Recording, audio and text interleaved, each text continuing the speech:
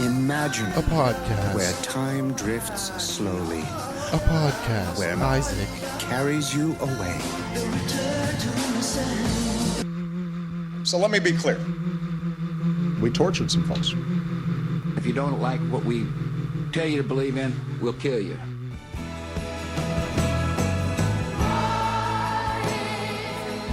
Mr. President Benjamin Netanyahu, the Prime Minister, has not gone so far as to say the war is over. In your view, is the war between Israel and Hamas over? The war is over. The war is over, okay? You understand that?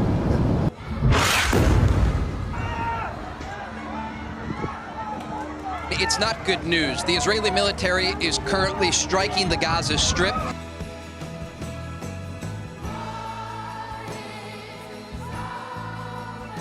They could barely even make it a week. They couldn't even make it a week into this Trump-brokered ceasefire. I wanted to believe it, of course. I wanted to believe it. I would have happily given Trump any stupid fucking trophy he wanted if that meant that the children of Gaza got some respite. Obviously, I'd put a massive asterisk by whatever peace award he won, but it didn't last, and it wasn't going to, because Israel cannot help it. Their genocidal mania knows no bounds. And in this latest attack on Rafah, this breaking of the ceasefire, which of course Israel blamed on Hamas, saying that they launched some RPG attack. But the truth is that an Israeli settler bulldozer ran over an old IED. And that's why they had to break the ceasefire. That's why they had to kill more children. I apologize for starting off so strong. Hey, hi, hello, it's Isaac. You're listening to Coexist Inc. This episode is actually a rather hopeful one. On today's episode, I interview Dr. Dhia Daoud. He is an emergency room doctor based here in Florida. He's Palestinian-American. I met Dr. Daoud the other week at a protest of Yoav Gallant, the former minister of the military of Israel, who came to speak in my hometown. And Dr. Daoud arrived at the protest right off the airplane from Israel, where he was illegally detained. He was a part of that most recent flotilla, and he was in Israeli detention at Sderot, where he was tortured. He also, I would learn, was a doctor in Gaza for 4 weeks as a part of a European hospital attempting to administer humanitarian aid. But Dr. Daoud is a very hopeful man. In spite of everything that he's seen, he spoke in front of these protesters who, again, were protesting a war criminal coming to America, unfettered, doing some bizarre sort of victory lap about the end of the war, which, of course, even a week ago when it first happened, I was very skeptical. Dr. Daoud brings a message of hope. If you've felt like you haven't done enough, which I feel every single day, and you fear for the future, I talked to Dr. Daoud, who has 4 children and a wife, and he risked his life going to Gaza twice. And I asked him how he manages to do that, because I told him I would like to have children at some point in my life, but I fear the state of the world, bringing children into that world, and also then prioritizing my children over other people's children. And that's something that I worry I would do, that I would sacrifice other children to keep my children safe. Dr. Daoud assures me I do not have to think like that. A lot of people have asked me over the years, what am I supposed to do? What can I do? Tell me what to do. And I usually don't have a good answer for them. But the good doctor, I think, in this episode provides the best answer I've heard yet. The beginnings are quite simple, and it's really just about getting started and speaking out and making sure that these people feel heard and seen and supported. Did you go to the No Kings protest? I'm not going to shame you. I don't think it deserves as much hate as it gets, and I know that I can be a pretty cynical, skeptical guy, and I'm not going to be like that right now. But if you did go to the No Kings protest, did you talk about Gaza? Or did you stay away from it because it's a little touchy for some of the libs out there? And if you didn't talk about it, why not? It needs to be spoken about. And those are the moments, those are the beginnings. And I think the doctor would agree with me. These are the moments where you are obligated to at the very least, talk about it.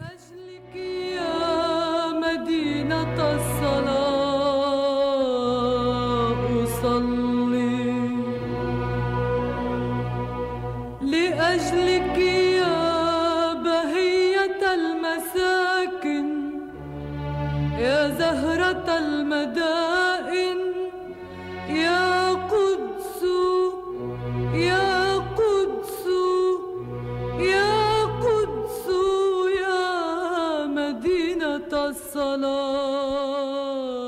I'm not usually a big fan of like the chanting, the back and forth. For whatever reason, it's hard for me. But listening to you talk was such a pleasant surprise. Thank you. Yeah, no, I agree with you 100%. It's always nice to have, audience that listens to a speaker, experiences, things like that. So the experience can be meaningful, and people who are around that don't understand what's going on, they have a little bit of information about it. It's also nice when it's not just a bunch of white people talking amongst each other. I gotta admit, That's true. So that was really and the things that you said were powerful and hopeful too. I think that's the one thing that I look for a lot right now in the conflict is like signs of hope, because it can feel so dour at times. So I really appreciate you. So my show is very informal. I usually just like to talk to people, but I would like to introduce you first. Please let my audience know who you are and how you and I met yesterday. Sure, yeah. So, my name is Dr. Dhia Daoud. I am an emergency medicine doctor in Orlando, Florida. I am a Palestinian-American. I came in here at the age of 22. I came I used to be a pharmacist before I became a physician. I went to medical school at age 33, finished emergency medicine, and also I specialize in emergency medicine, trauma, things like that, resuscitation. And I worked at Cleveland Clinic in South Florida for almost 2 years. Then after that, I went to Orlando, and then that's where I practice. Now, you were born where in Palestine? So I have a mixed background. So I'm a Palestinian of origin, refugee. Right. My father was a refugee from or a 1948 survivor, which was what we call the Nakba. It's basically when the first massacres happened and in the displacement of the Palestinians happened in 1948. There was massive displacement at that time, close to about 800,000 people. Some people say it's about 1 million. So this huge number was displaced from almost all Palestine, and it went all the way. Some of them went to Jordan, some of them went to Lebanon, and then majority went to actually Gaza. And then that's where my dad stayed, in Gaza. Then after that, in 1967, another war happened between the Egyptians and Israelis and Arabs in general. And then another displacement happened of the Palestinians. So my dad and then his family went from Gaza, to another refugee camp. So Gaza is considered a huge refugee camp because all of the Palestinians, which are about 1 million, went all the way to Gaza. And then after that, now another displacement went from that huge refugee camp, which is Gaza, into Jordan. And in Jordan, my dad settled, and in his family, he was young at that time, and then they all settled in a refugee camp called Gaza Refugee Camp. in Jordan. There's multiple Gazas. Exactly. So double Gaza. Double Gaza. Double Gaza over there. So Now, you, yesterday, when you arrived to speak in front of the Jewish Federation, where wanted war criminal Yoav Gallant, the former Minister of Defense of Israel, was speaking for some reason, and I actually got a little scoop on that I'll tell you about in a moment. You were just in Israel, you were detained, you were part of the flotilla, and the first thing you do is you come to Sarasota to speak to us to protest Yoav Gallant. Is that right?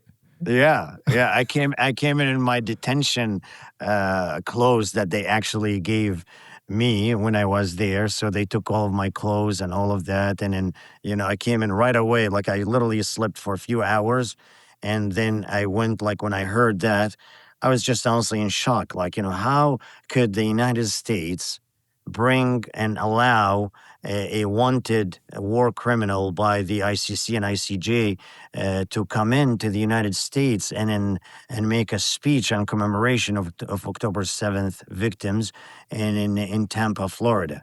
We were all in shock. I mean, like how could that happen? What happened to our morals? What happened to our moral compass?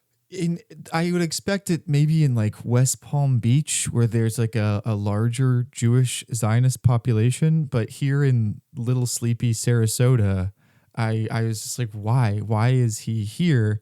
And the fact that you came, I mean, you didn't even rest. You came straight to and I drove 3 hours. Yeah, I brought my family. And I was like, let's go. We need to go. This is a mission over there. So, we're peaceful people, Isaac. Like we're not here to cause any harm to anybody. But when it comes to a war criminal who killed hundreds of thousands of people that 70,000 that we know of, and in hundreds of thousands that we don't know of under the rubble and everywhere in Gaza. And it comes in your doorsteps over here in America, so that and showing his face and in literally coming in and make a speech in commemoration and all of that, and to our beloved brothers and sisters, the Jewish brothers and sisters, it's insane. Like, how could that happen?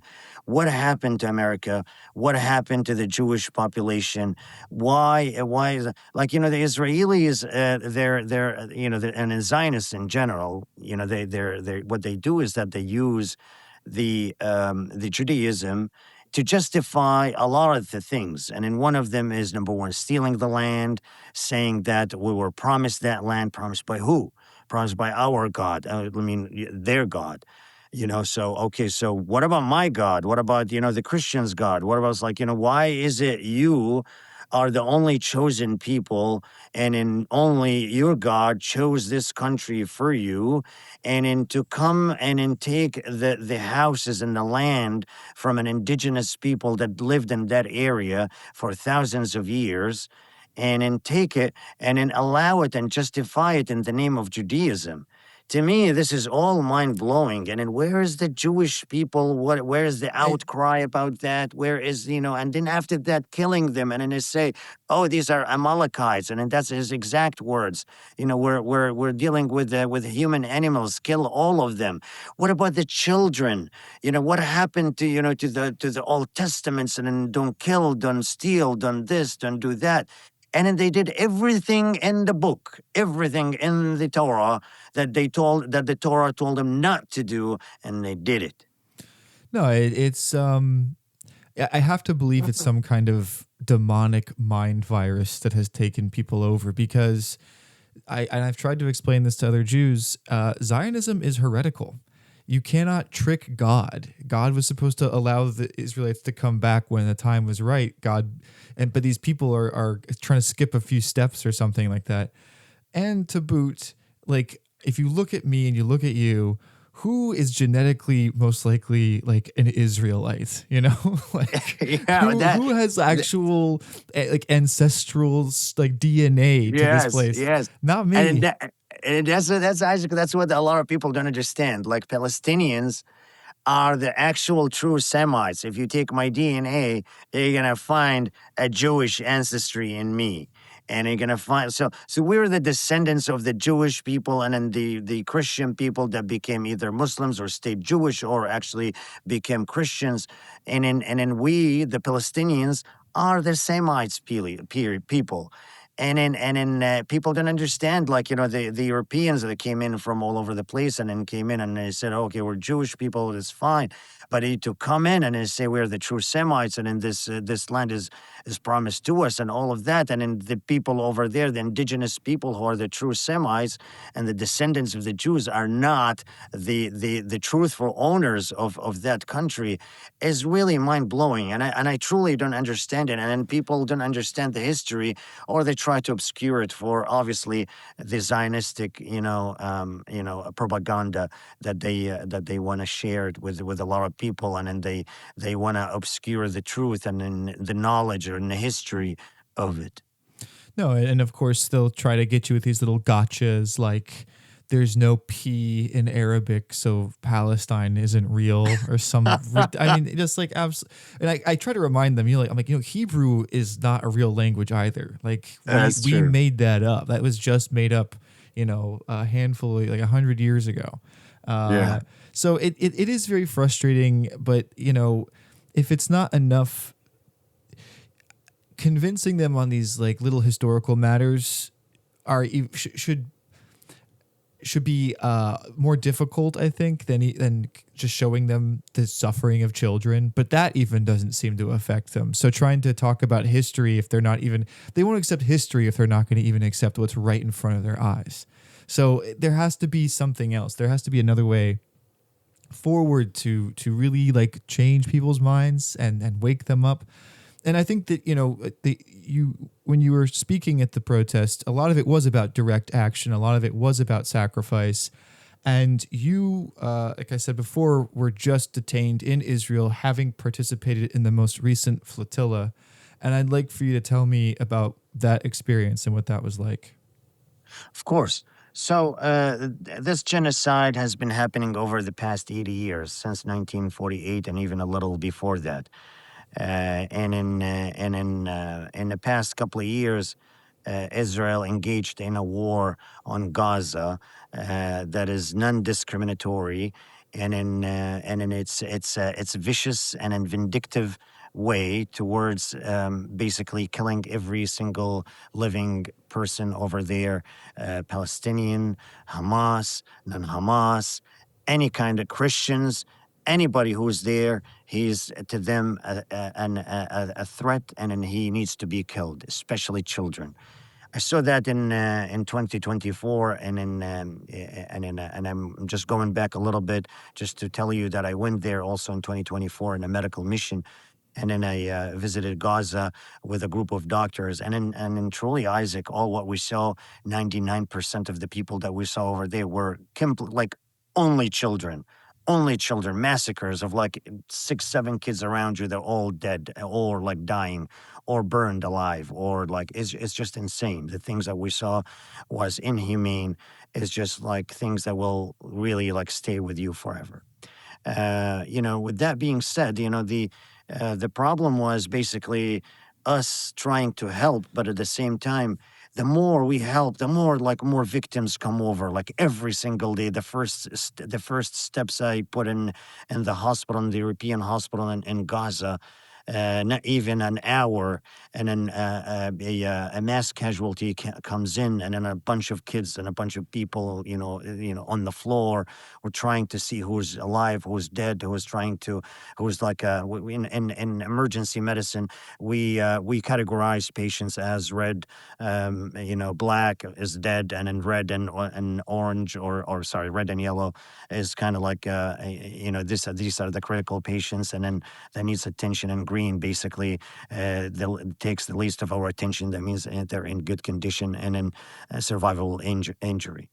And then you have to go through all of these patients to figure out which one is alive and which one needs my attention. And then I came across a lot of patients where I really wanted to help, but at the same time, due to lack of medical equipments and due to the lack of ventilators and in beds and all of that, I was begged not to really do anything on them. I remember this 10-year-old kid who was on the table, and then I looked at him, and then he was gargling and gasping for air. So, I tried to listen to him, and I'm like, I kind of listened to, and I'm like, I found a little bit of a heartbeat, and I'm like, this is somebody that this is my arena right there. We start CPR, we put lines, we resuscitate him, lots of fluids, blood, everything, X-rays. We tried to figure out what happened to him, and then and then make it like a happy success story. But unfortunately, the ICU team was around me, and they said, like, we can't do CPR on this patient. I'm like, why?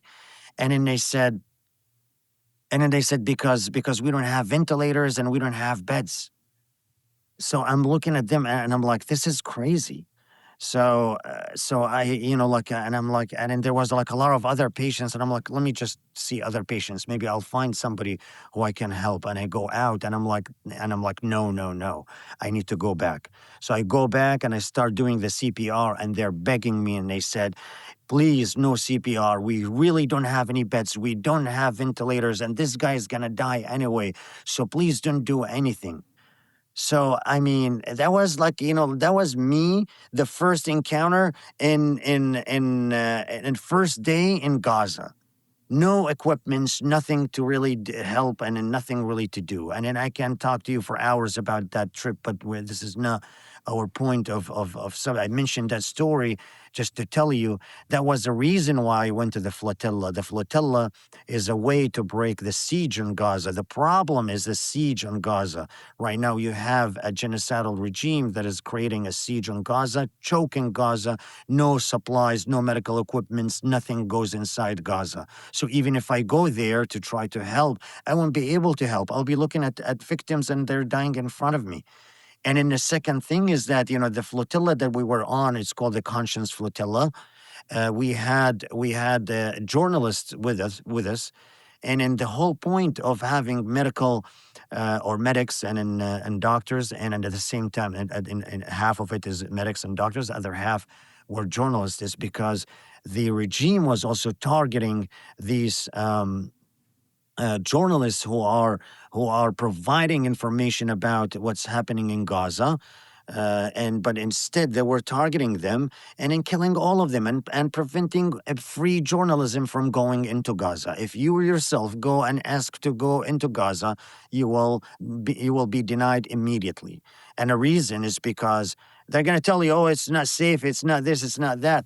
But there are journalists there from Gaza themselves, but instead, they're preventing the world attention from getting into everyone's house because they don't want the truth to be shown. Yeah, I love when they're always telling you, well, why don't you go to Gaza? If you're going to criticize Israel, and why don't you go to Gaza? And it's just like, you can't. You literally That's cannot 100% go to Gaza. accurate. Yeah. And in minimal amount of people, the people who go to Gaza are counted in hands. I would say, over the past year, if I want to count them, probably close to 500 doctors that only went to Gaza, that literally entered Gaza. Nobody can leave, nobody can go in. And then if you go in, you just count it in the hands. And then when you go in, you're not much of a help as a doctor. And then they do it just because these handful people, they go inside Gaza, they do it so that they can say, here we go. We're getting people in to come and help. We're not bad people. Mm-hmm. But they do it in a very sneaky, crazy, vicious, vindictive way. They're just letting these doctors go in, and then they take their medical equipments. They take, I told you about a story of this orthopedic surgeon who came inside Gaza. And then when he went through the Limbi bridge, which is basically called King Hussein Bridge, which is between Jordan and Israel. And then obviously Israel, controls it from inside. And when you come through Jordan, the Israelis come in. They take all, they search them. They take everything they have. There's no money allowed, no nothing allowed, no medical equipment's allowed. Maybe you're allowed to get a tablet or a computer or something like that, and that's it. They took all of his stuff. They took all of the equipments that he got with him, the rods, the needles, everything that he wanted to do surgeries with. And then that guy stayed for 2 weeks looking at the walls, doing nothing. And he was like in a devastated way. Going into Gaza is a privilege by itself. And I feel privileged that I went there in 2004. And in that guy, I feel so bad for him because if I was in his place, I would be devastated, seeing all of these victims in front of you and not able to do anything because there's nothing to do to work. That's like it's hard to imagine that kind of cruelty on top of that. Which Yeah. why'd you let me in at all? Just to witness Yeah. this thing? Yeah. But that's why I chose to go in this route in the flotilla with this group of journalists and doctors to grab the people's attention and the world's attention that there's a deliberate targeting for the medical doctors and also for the journalists to prevent truth and also prevent helping the Gazan people. And then the whole point is one thing: genocide, committing a genocide, without people knowing about it. That's exactly why. When you prevent doctors and medical care, people are going to be desperate to leave, and that's what they want. They want displacement of the entire population of Gaza, so that the whole entire demographic can become Jewish, or majority is Jewish, and then that's what they want. When you get rid of 2 million people, that's a major victory for the far right genocidal regime which is governing right now Israel. No, the flotilla, you were captured at sea. You didn't even reach Israeli waters. You were in international waters when they captured you, correct? Correct. We were about 150 nautical miles from Gaza, and we weren't. Our intention was not to go to the Israeli borders or any borders. We wanted to go straight to Gaza in a humanitarian effort, and then we're obligated, and every single country in the world is obligated, according to the United Nations, to go and help the Gazan people who are under a genocide. And instead, the Israelis abducted us in that area in the international water, brought helicopters and then all of that, and then abducted us, and then they took us to the Ashdod port, which is in Haifa, Israel. So, I guess you can throw that on top of the pile of crimes that the state of Israel has committed. I mean, Exactly. It's in the middle of the silence of the entire world. Yeah, no, and the way that the media covered the flotilla was really upsetting, because not only did they not show just how many people were a part of this flotilla, because there were hundreds and hundreds of people who went, and actually overwhelmed the Israeli Navy. Like a few places kind of got close to getting through, or at least like it took them quite a while to abduct all the people on these boats. So they captured you illegally, then they illegally detained you in a prison, and I heard the conditions were horrible, that they were making people drink out of the toilet and wouldn't even give them water. Oh yeah, there was no water, or like no bottled water or anything like that. If you want to drink, you drink from the tap water. There were no toilet papers over there, so I used to go grab a little bit of water to clean myself, and it was just a mess. How long were you detained for? As I was detained for 2 days, and the third day they took us, because we signed a deportation paper saying that I was, I'm trying to be deported within 72 hours, pretty much. According to the Israeli laws and all of that, and then we signed it because we didn't want to stay there. We had no intention to come to Israel and no intention to go in that area. Our job was very clear. We're a humanitarian mission, and then we're basically civilians. We're carrying humanitarian aids, and then we are taking it to Gaza. And then we traveled approximately almost for 7 days in the ocean, We had a lot of activities over there. We called a lot of organizations and a lot of hospitals over there to make sure that we give them hope. Like, for example, we called Al Auda hospital, and then we talked to the directors over there, and then we cheered them and we told them that we're coming and all of that, so that they can have some hope. The Gazan people have had no hope whatsoever. I'm just going to tell you this little story about the hope. I was when I was in Gaza in 2024.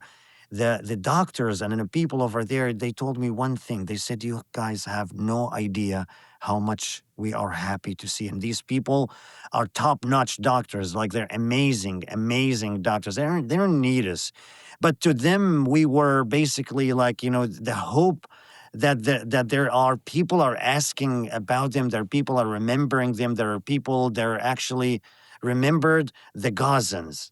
That's what really meant to them by us going there. That we haven't been forgotten.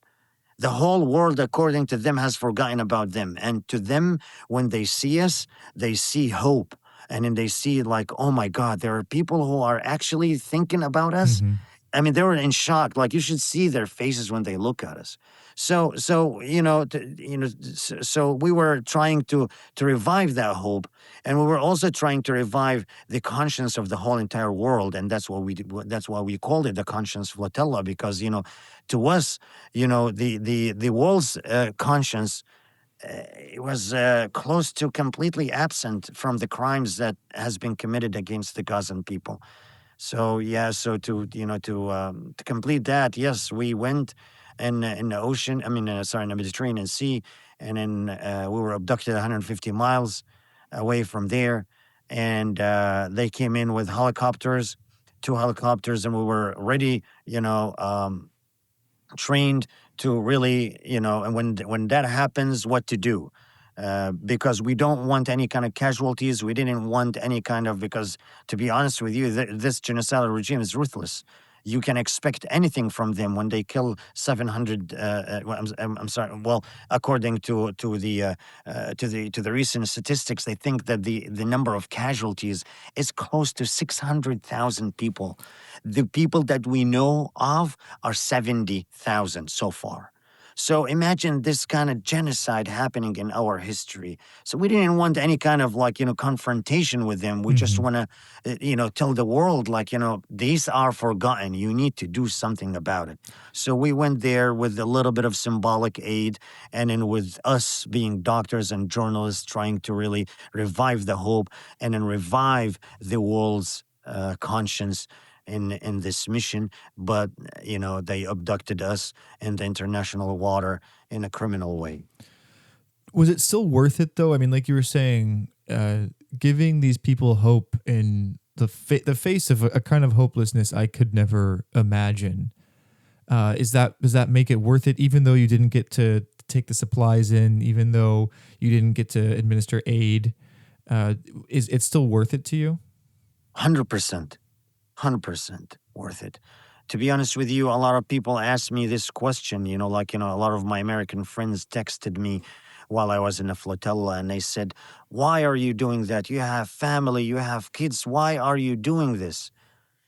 And I had one simple answer to them, and I said, what makes my family, what makes my life worth more than the Gazans? What, in your opinion, makes my life worth more? These people sacrificed their lives. They sacrificed their families, their kids, their children, and entire families have been wiped out from the registry in Gaza. Entire family with their roots and cousins, everybody. There's no Kashta family. There's no this family. It's just gone, disappeared. So what makes us better than them? And then that's something that the Americans have to really to really think about it. What makes you better than everybody else? Well, what makes us? That's the problem. I mean, that's so ingrained in the American psyche, is the individual above all else. And I think about this too. One of the things that scares me from having children is how I will begin to prioritize them over other kids. And so I saw you brought with you to the protest your wife and I think you had 2 young daughters with you, correct? Yes, 2 young daughters and my son too. Your son. And Yes. I think people would use having that in their life as a reason not to sacrifice, that they must prioritize their family, their children, their wife over strangers. Yeah. And how do you feel? How do you respond to something like that? So again, same concept. What makes my kids better than the other kids that died? You know, in jail, I saw this guy. His name is Marwan Fathi Abu Qara. He put his name. He scratched his name on the in the bunker bed, and then he put his name there.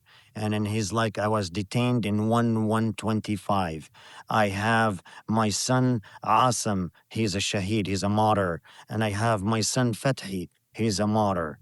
What makes that guy's life worth than mine? What makes his kids worth my kids worth than his kids? It's selfish to think about this in this way, and to me, it's a moral obligation on every single person in the world to move and not to be silent about this. And then you need to sacrifice, because every sacrifice that you're putting over there is a noble sacrifice, and not only a noble sacrifice, it's an honor to sacrifice your life and sacrifice your lives, the lives of your kids, in order to save these people. You know, we have in the Quran something called, if you prevent the death, or if you save one life, it's like saving an entire the lives of the entire world. And then if you kill one life, it's like killing the entire world. And then that's how we should think about things. And then, to be honest with you, I sat with my son before I left, and then I took some lunch. I took a Chick-fil-A. He loves Chick-fil-A. I took a Chick-fil-A meal, and I said, listen, I'm going to Gaza. I might not come back. And how And old is your son?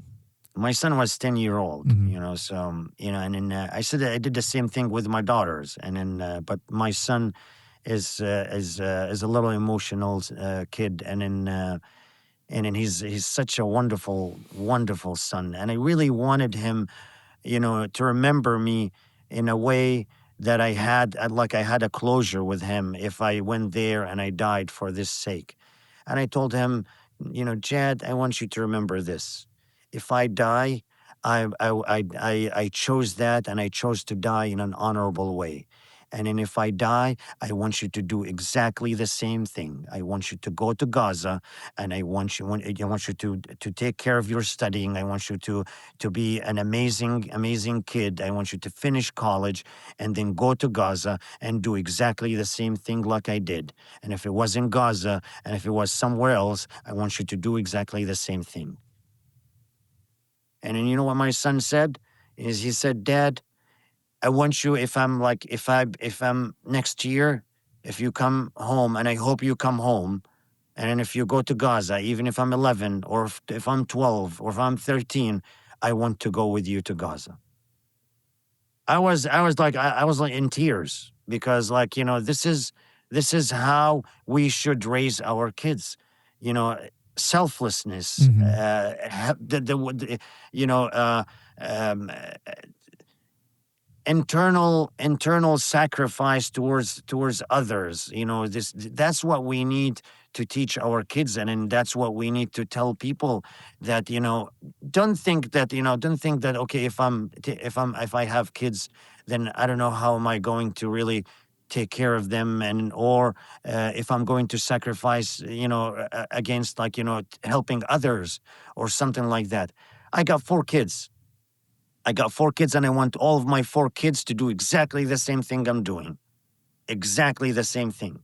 And I tell them every single day, you know, how good you are if you don't go and help others. How good you are if you're not good to your neighbor, if you're not good to your community, if you're not good to America. How good you are if you're not good to the society. How good you are if you're not good to the world. I want you to take care of your environment. I want you to take care of yourself so that you can help the others. I tell them, you being rich or you being a doctor it's not about you having money. It's about you having money and spend that money towards helping people. Any power that you have should be channeled towards helping others, not towards helping just only engaging into, fun activities. And, and that's embedded in our culture, the American culture. Oh yeah, let's go have fun. It's a weekend, let's go, and in this selfish nature that we have in America is actually poisonous.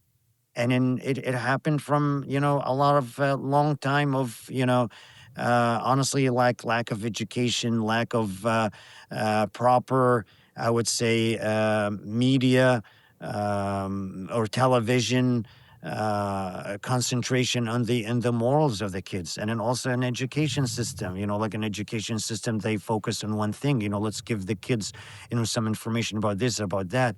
But what about the morals? What about the things that you should teach?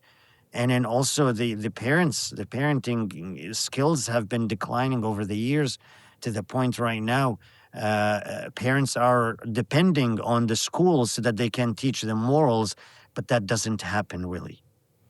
No, the hyper individualization of Americans is, I mean, I blame the Protestants personally. I like to blame the Protestants for it, and I feel like to tease my Jewish friends, I like to say that Zionism is Protestant in its nature. Like they share the same values of this sort of hyper individual selfishness. But because it's scary, I mean, it's very scary for a lot of Americans to give up even the slightest bit of comfort. I don't know why. But what kind of baby steps can people make in the meantime? Like most of us aren't going to Gaza. I mean, not only can we not do that, but I think that I don't want people to be paralyzed, and because I feel this sometimes too, where it's just like, what am I supposed to do? I have a microphone in front of me, and I've probably ruined careers in my life talking about the things I feel compelled to talk about. That's nothing. That's barely a sacrifice because I enjoy doing it. But what can people do to begin, instead of just being paralyzed by not knowing what to do? Like at the bare minimum yesterday, I went to the protest. I put my phone in a Faraday bag. I wore some glasses and a mask to disguise myself, just because I do not trust that place and the security apparatus they have there. Surveillance, yes. Oh, I mean they're putting insane amounts of surveillance there in particular. And the cops are pinging your GIS systems on your phone, so they know they knew who was there. I agree.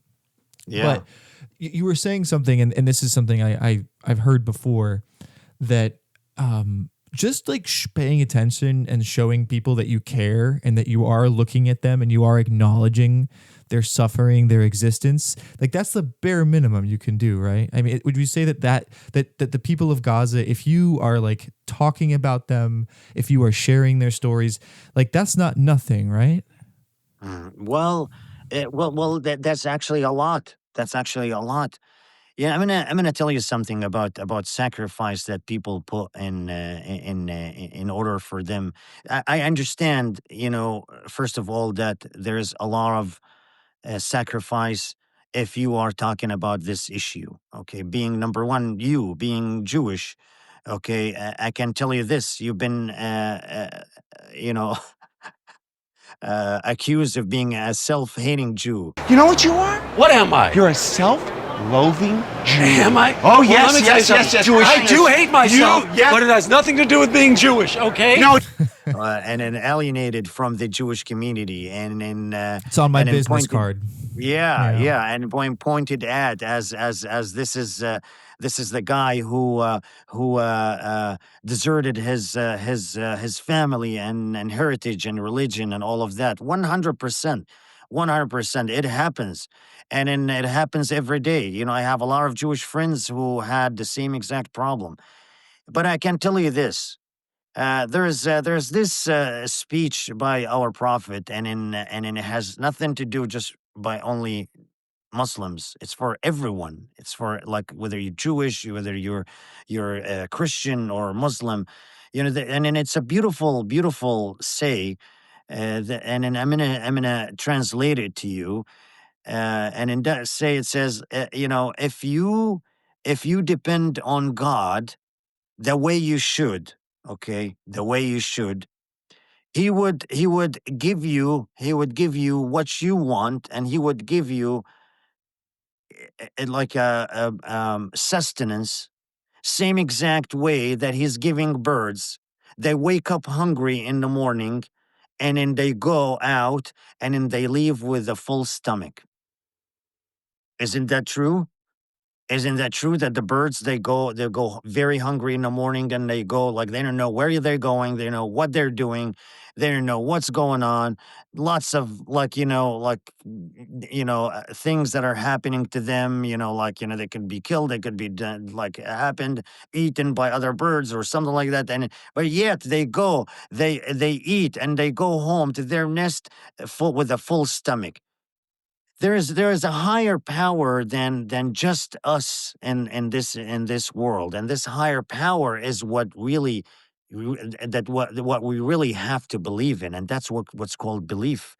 Okay, and that's what we should always believe in, that there is a higher power, that's in our religion as Muslims. It's God. He's the one who's feeding you. He's the one who's sustaining you. So if you think for a certain reason you will be silenced, or you will be fired from your job because of your political affiliation, or your political views, or your Instagram or Facebook posts, or anything like that. Yes, you could have that, but if you think that this will prevent God from feeding you and in putting food in your table, you're mistaken. You have to put the sacrifice, and don't worry about that. Don't you worry that God is gonna leave you alone. Will never leave you alone, especially if you're in the right path, and you should be in the right path. And then, even if, like I said, like, even if I have to put my life in the line, I don't have a problem with that, because that would be an honor for me. And then I would be remembered for the rest of history as somebody who put his life on the line, so that he can revive the hope, and revive and change the world. And then that's what we should do. And eventually, I'm going to be honest with you, I'm going to die one day. Okay, whether I'm going to die from cancer, I'm going to die from, COVID, I'm going to die from this or that. I'm going to die. I don't care when. I truly don't care. And I did what I wanted in my life. I got beautiful kids. I got this and that. And my God is not gonna let these kids go anywhere except, into a good place, because He will take care of them the same way I took care of other people. But to answer your question about what can we do, number one is, yes, talk about it. I have a lot of my friends personally as a doctor that all what they do is just party and go somewhere else, and then have fun here and there, and all of that. And then when you talk about it, they say, yeah, it's a horrible thing. Yeah, oh no, I agree with you. It's just, but why don't you guys talk about it? I don't see anybody posting anything. I don't see anybody doing anything. And that's what kills the Gazans, the silence of the Americans. America has a lot of power in the world, and it's no surprise to anybody. We're the biggest power in the world, and we're the biggest superpower, and there's nobody is coming close to us. Okay, but use that power into your advantage. We're the only one of the only countries that we have freedom of speech. We have this, we have that. A certain point, obviously, now things are shifting towards like lots of surveillance. You can't do this, you can't do that, you can't say this, you can't. The minute you post is in Facebook, and then it's against the algorithm, gets taken away, and then gets restricted, and all of that.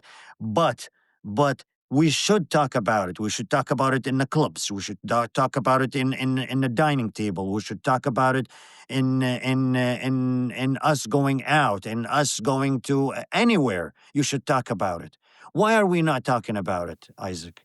Why? This is crazy. This is crazy. I don't understand it. Like, people's lives don't matter anymore. Yeah, I think a lot of it has to do with just people wanting to be polite and pleasant, because I I can bum people out at parties when I bring up certain subject matters, and maybe they don't want to talk to me, or maybe I don't get invited back or whatever. Oh, don't think that didn't happen to me. It happened to me too. It happens to Oh me all yeah, the time. Yeah. yeah, And I start avoiding you. yeah, And then that's it's and then that is what I'm trying to raise the problem. People yeah. don't want to talk about it, and they don't want to share these experiences because it, number one, it offends certain people. Number two, It's more like, fun when it offends people. That actually makes it more interesting. If everyone's just like nodding in agreement, like, yes, this is bad, yes, this is bad, it's just like, okay, well, what are we doing here? But if there's someone who tries to defend Israel, then it's going to be entertaining for everybody, because I'm going to get fucking worked up. But yeah, for sure. I do think that there has to be a way to balance it out, because you can't, it can't, like, there has to be hope. There has to be something positive. It can't just be completely just a big bummer all the time, because then it's just then I think you kind of start to, like, sleep in more and just. But that's correct. That's now we're going to stage two. Stage two is basically when we talk about it. Okay, what are we gonna do about it? Now we're not gonna just sit silent and then just cry about it and all of that. No, I refuse to stay silent. I refuse to really make injustice happen. I refuse to make to like basically weep and cry and do nothing. We have to channel this anger and channel this kind of talk into something meaningful, and then that's the other stage that happens after that. So after stage one, when we talk about it, we listen to podcasts like your podcast. We talk about these things in public. We educate people about it. Talking about it is not only a talk; it's actually educating people. Mm-hmm. I was touched by the Jewish people when they come in and then they rallied and closed the Central Station in New York. I was touched by them going everywhere, Jewish for Peace, doing lots of things, and then educating the Jewish young people that what the Israelis are doing in your name is completely against what we believe in as Jewish people, and that is where this comes into action. Then people start now thinking, understanding that Israel is a horrible terroristic country that is actually hijacking our religion and in our name trying to really cancel an entire population and displacing them and killing them in our name. This is the worst thing that have done to anybody. Like the first worst thing that they ever done is hijacking the Jewish religion. Think about it. When you say that I'm a Jewish person right now, was it the same like in the past? Absolutely not. Not even, I mean, I don't even like saying it now. I mean, I don't. I only like to tactically deploy my Jewishness to defend people who are criticizing Israel. I'll be like, no, he's cool. That's fine. That's the only reason when I want to even. And it's very sad. No, it's very sad. It's very sad that it happened, but it's also very good that it's happening right now for the Jewish people, because have Gaza haven't happened. Sadly, the massacre, and the genocide really had a good side of it, which is basically bringing us all together, Jewish, Christians, and Muslims, and at the same time, shedding the light about this genocidal regime that has been oppressing these people for 80 years. This would have never happened. This is the good side, sadly, the good side of killing approximately 600,000 people. No, I was just thinking about this the other day, that the Palestinians are saving the world. I think they're through their sacrifice, the world can be a better place. It has to. They truly are heroes. Yeah, they really truly think so. are heroes. I really think so. Amazing people, and then I wish things goes well so that you can go to Gaza, so you can mingle with them and then talk to them. You will be shocked how amazing and nice and warm people the Gazans are. You will be like literally shocked, and that's one of the reasons that the people, when you go for the birthriders, they go like they take you into journeys into Israel, but they tell you don't go to the Palestinian areas because they're crazy and then they are like terrorists and all of that. But a lot of people who went there and went to the Palestinian side, they were in shock. Like they're like the nicest people we have ever seen, and they truly are. I did that. I did Birthright, and I went to Hebron with Breaking the Silence, which are the former IDF soldiers who want to change like the Israeli policy. And yeah, the Palestinian people are wonderful. And in fact, the only people who were ever scary to me in Israel were Israelis. And I was there in 2014 during, I think it was Operation Protective Edge. And there were Israelis, like leftist Israelis who were protesting the government, who was Netanyahu back then too. And they were in Rabin Square, and all of a sudden these buses pulled up, and out of these buses poured like Israeli thugs, and they just started beating the shit out of all the protesters. And the other Israeli police, they didn't even protect their own people.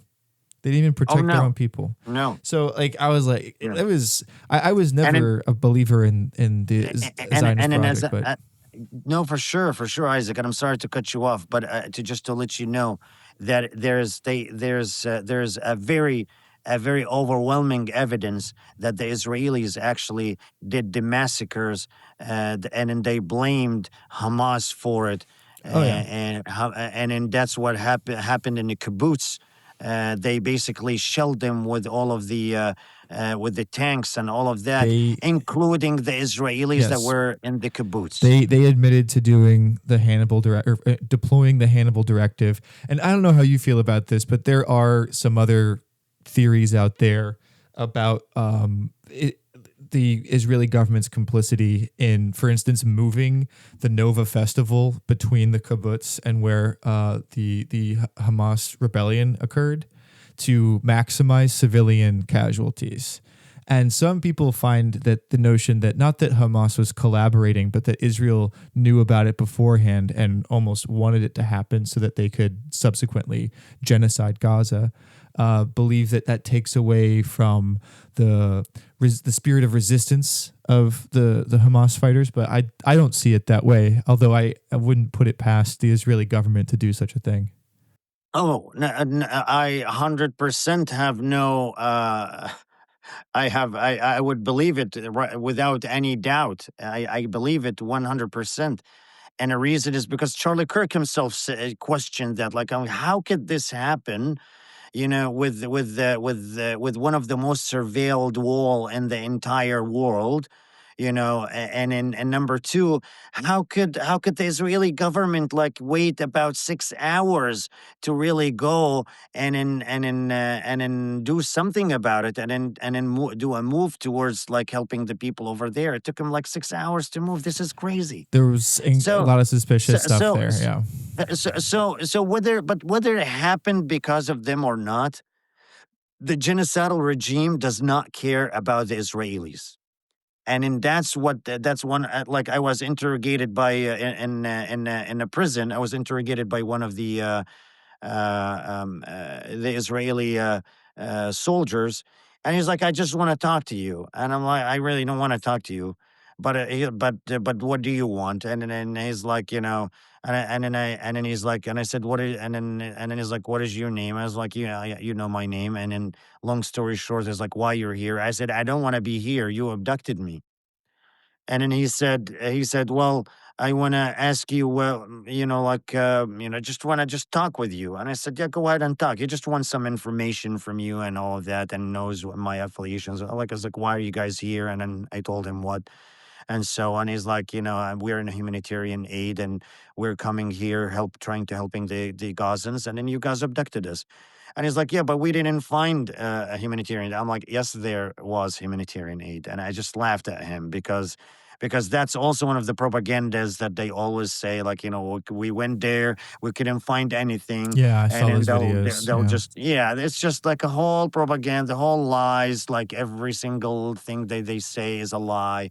everything they do is a lie, and then that's what happened. But long story short, I told him, Benjamin Netanyahu does not care about you. He does not care about the Israelis. He just cares about one thing. He cares about him staying in power, and he's using all of you guys. And the entire Zionism is based on that, and he understands it. The entire concept of Zionism is about using the Jewish people as a tool to justify their presence over there and to justify taking and grabbing the entire land and grabbing the entire, whatever is in that land towards their towards like their benefit and in the benefit of other countries that are supporting them, including us, the United States. And it is sad because Israel presence is to them, to the United States, is basically geopolitically important because that's how they control the Middle East. So that's one of the things that happened to me in jail. And then he's like, no, but October 7th and this and that. And then they start telling me about the propaganda. And I'm like, oh my God.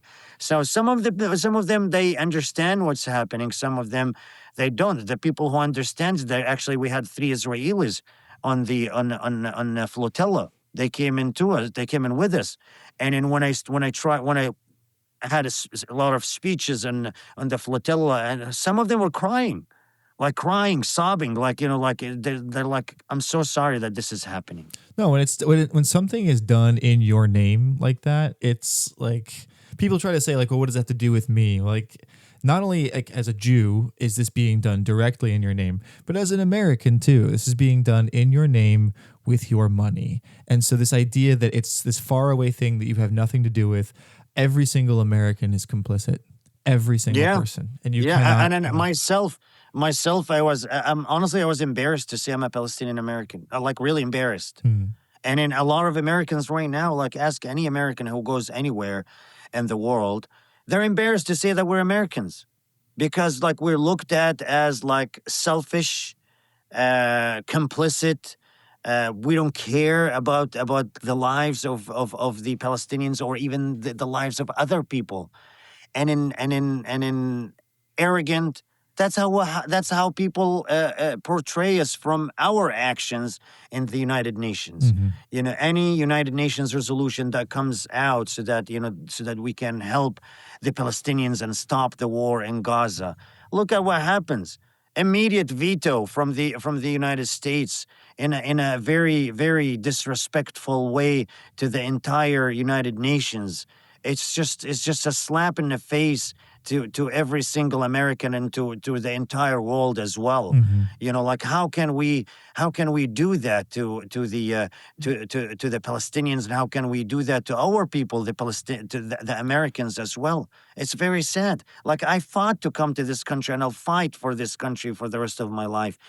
But to see this is just unimaginable. Like how did we reach to this level that we are actually complicit in a genocide, supplying this lunatic state with massive amount of weapons that they dropped close to 200,000 pounds, like approximately 2 to 3 times the nuclear weapons that were dropped in Hiroshima and Nagasaki combined in a small area, and killing this massive amount of population and destroying an entire civilization that reaches about 1,000 or 2,000 years. It's just insane. Yeah, and you can compare it to all different kinds of things. You can compare it to the bombings in like Dresden, and you can compare it to Hiroshima and Nagasaki. But like Hiroshima and Nagasaki, I mean, there was fallout for years afterwards, but it happened in an instant. This is like a slow moving, just like hell. Yeah. It's unimaginably terrible. True. And so if you don't feel compelled to do anything now, or haven't, like it's not too late to do something, but you've got a lot of catching up to do if you haven't done anything yet. Even if it means, like you said, people like to go out, have a good time. Yeah, I like to do that. I think you can make rules for yourself, like for every drink that you buy, like how you buy a round for your friends, buy a round for the the people of Gaza too. Like if you're going to buy for yourself a drink, find someone in Gaza and just give them money. Buy them like a metaphorical drink, right? Something. Yeah. Those things that makes a difference, even if it's not going to like fix the problem. At least like it's a show of faith and hope and care. Yeah, man. I agree. We have to talk about it. We have to do something about it. Talking about it and educating people, even if even if you had to call out your friends and tell them, why are you not caring about them? Why don't you care about the lives of others? That's one thing. And in number two, that I always tell people to do, call your local representative. Say what the hell are you guys doing? Why are you sending weapons, billions and billions of dollars to a lunatic state that kills people? If you don't even care about the Gazans, okay, care about your community. How do you feel about sending billions of dollars when a lot of homeless people are there? Mm-hmm. When you have tons of hundreds of thousands of student loans, when you don't have health insurance, and then you can't afford health insurance, or you choose not to do a health insurance so that you can afford something else. Right. It's just that's another way of doing it. But at the same time, care about others. You say, well, you know what? I'm doing it for the people in Gaza, but at the same time, we also need money for ourselves. We need money for our roads. We need money for my health. But what about me? What about my student loans? What about, I'm going to share this story with you, Isaac. I had a patient one time, came into me, and then she said, she's dizzy. And then I said, what happened to you? What are you eating? What are you drinking? This and that, trying to get some information from her. And she said, well, I donated blood a day ago or today, I forgot when. And then that's why it happened. And then I usually do that, every month or so. I say, every month, that's a lot. Why are you doing that? She's like, I needed the money. I just couldn't comprehend that. I said, what do you mean? She said that she donates her blood so that she can get money so that she can afford things. While we're sending weapons, like hundreds of thousands of pounds of weapons that cost billions and billions of dollars to a genocidal regime to kill kids, children of God, okay? And in while they're videotaping their death. I mean, I don't understand. If you're not to the point, if you don't reach that level where you're actually thinking about that in all angles, then you really have a problem. You Yeah. have a major problem, major flaw in every angle, in your personality, the way you think, and then you have to reconsider a lot of things about your life. And the metaphor there, that anecdote you shared, is about blood. And not only are they sucking the blood of the American people, but then they're sucking our blood to go spill blood overseas. And it's just all blood. So yeah, I mean, it makes me go insane. And I don't know, it was so good meeting you, and it gives me lots of hope and inspiration that, in spite of everything, there are still people out there fighting, and they know the cause, and they're willing to sacrifice. And so, Dr. Daoud, thank you so much for talking to me today. I really appreciate it, and I hope to see you again soon. Same here, Isaac. Anytime. Thank you very much. Thank you for having me. الطفل في المغارة وأمه مريم وجهان يبكيان. الطفل في المغارة وأمه مريم وجهان يبكيان لأجل من تشردوا، لأجل أطفال بلا منازل، لأجل من دافع واستشهد في المداخل، واستشهد السلام في وطن السلام، وسقط العدل على المداخل.